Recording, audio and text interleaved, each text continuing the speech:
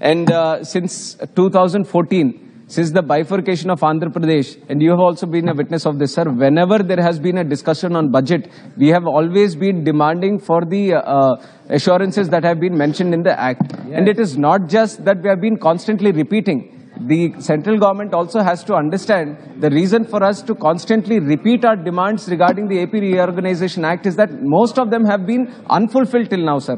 So which is why once again I request the central government to fulfill all the assurances that have been mentioned in the AP Reorganization Act. Some of them I want to briefly highlight. Some have already been mentioned by my colleague Jaydev Gallaji yesterday in his speech in this supplementary demand for grants. And one of the most important ones, sir, is the establishment of railway zone, sir. This has been a long-lasting demand, and we felt very happy when it was mentioned in the AP Reorganization Act. But it was announced 3.5 years ago by the central government themselves. But even today, when even the budget of 170 crore rupees has been budgeted for this creation of new Vizag railway zone and also new Rayagada division also, sir. But only 106 has been sanctioned.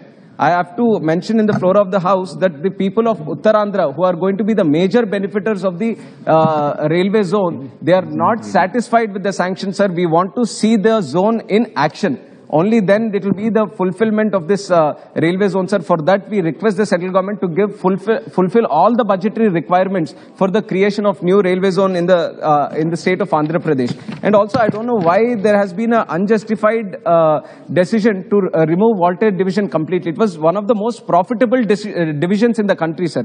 Without any solid reasoning, without any solid justification, they are simply removing the Voltaire division, which is not right. So, and once again, I want to demand the central government to include railway zone in its Voltaire division in its entirety and to continue its existence in the South Coast Railway Zone, which has been announced. And also the stations are Palasa, Mandasa, Sunnadevi, Baruva, Sompeta, Jadupudi, Ichapuram. These come under Khurda Road division. I would like to request the central government also to include them in the South Coast Railway Zone. These might be something related to the railway ministry, but whenever any decision has to be made, it has financial implications, so which is why I want to mention in the demands for grants also, sir.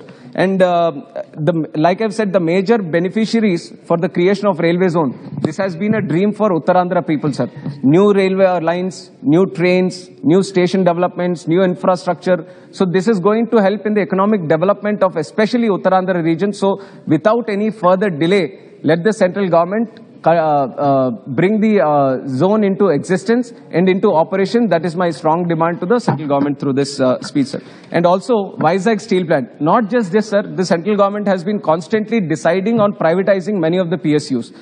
If there is a reasoning, the first and foremost reason that they give is that it's not the business of the government to deal with these kind of PSUs.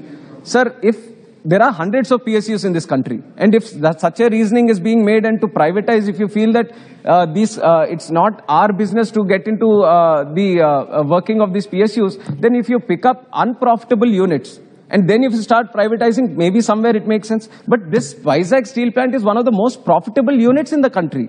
And steel is such a strategic asset for this country, sir. You can't depend on other countries when it is such an important major attribute in the nation building of this country. And you have seen from the Russia-Ukraine war crisis and also in the Europe how much dependent they are on China, and suddenly they are facing a crisis right now. And we are speaking of Atmanirbhar Bharat, then it doesn't make any sense that a steel plant which is so powerful, which has a great potential like Vizag steel plant, it is being privatized. Even after the announcement of privatization, it has been going into profit, sir. With the working of the labor there who are dependent on that, it is one of the most profitable units today. So there is no reason to privatize this Vizag steel plant. I would like to request demand the central government to rethink on its decision, sir. And